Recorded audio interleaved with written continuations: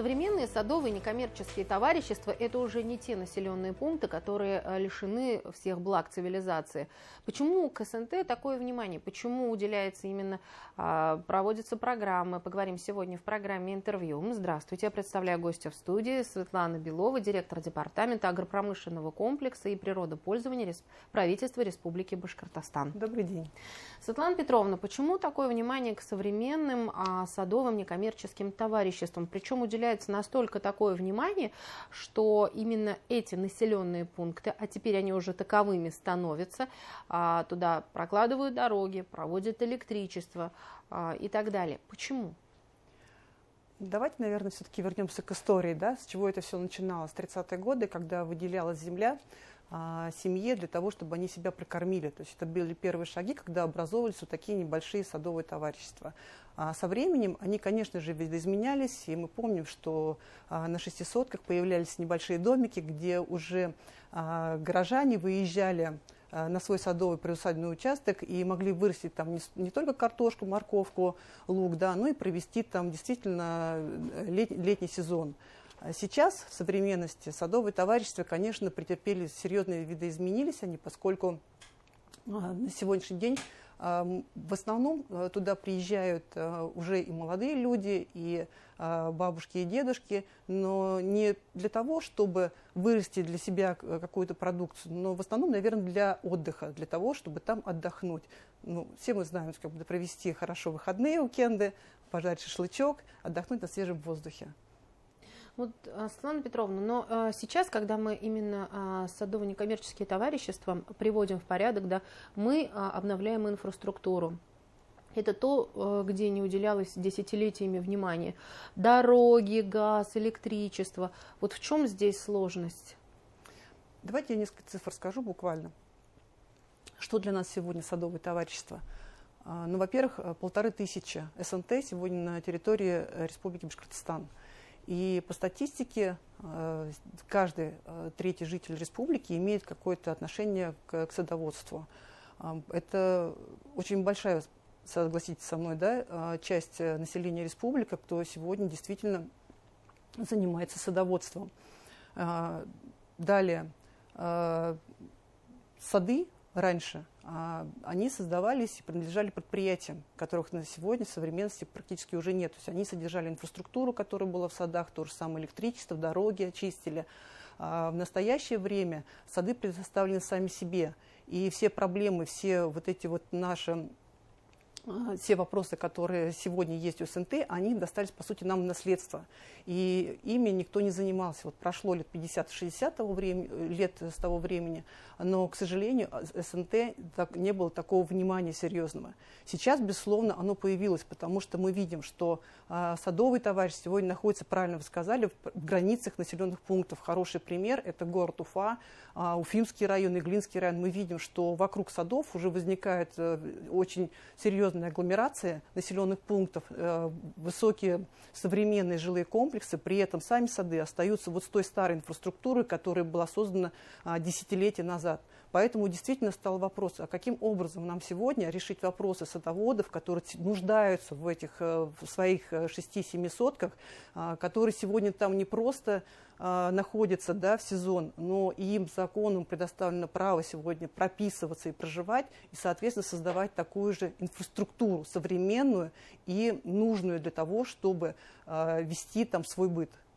Какие-то вопросы можно решить на муниципальном уровне? Какую роль вот именно в этом направлении могут помочь муниципалитеты?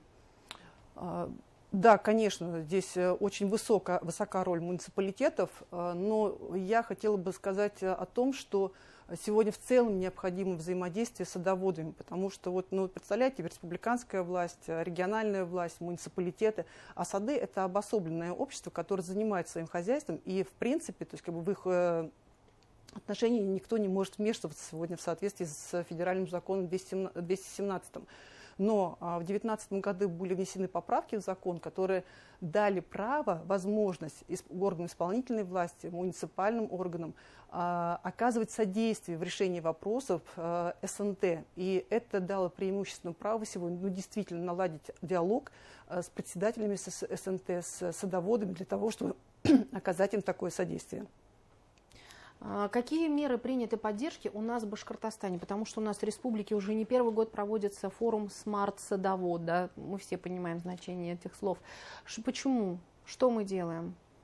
Именно за минувший год от предыдущего форума что сделано? Вы знаете, мы сделали очень много. Есть о чем поговорить. И на смарт-садоводе у нас как раз все вопросы, которые мы решали в течение этих 3 лет, мы как раз их выносим для того, чтобы обсудить и улучшить, возможно, еще те меры государственной поддержки, которые сегодня оказываются. Я хочу сказать, что нашим главой Хабиром Радим Фаридовичем вообще развитию и поддержке СНТ уделяется очень серьезное внимание. И мы плотно начали заниматься этим вопросом действительно 3 года назад. Начали с самого маленького, что нужна была информация. То есть у нас не было даже источника, где мы могли бы подчерпнуть информацию, а вообще, что сегодня находится внутри СНТ, какие проблемы у них, что им необходимо в первую очередь. И вот знаете, мы создали небольшую рабочую группу с общественными организациями и с некоторыми председателями, и шаг за шагом начали разбираться, что нам нужно в первую очередь. Безусловно, сегодня в первую очередь наших садоводов волнует необходимость улучшения инфраструктуры. Это электросетевое хозяйство, водоснабжение, вывоз ТКО тот же самый, да, который очистка дорог, да, подъездные дороги, которые сегодня требуют очень серьезного внимания и проработки для того, чтобы можно было элементарно приехать в любое время в сад по хорошей дороге. Поэтому вот именно этим вопросам мы в первую очередь уделили внимание. Второе, на что мы обратили внимание, что у нас отсутствует прямая коммуникация с садоводами. Нет источника, единого органа исполнительной власти, да, кто бы вообще эти функции взял на себя и организовал эту работу. Поэтому мы организовали в прошлом году телеграм-канал «Мой сад Башкортостан». И вы знаете, вот буквально через неделю мы поняли, насколько мы попали в точку, потому что количество участников нашего чат-бота и телеграм-канала, он сразу достиг почти 1000 человек. То есть насколько это было интересно им.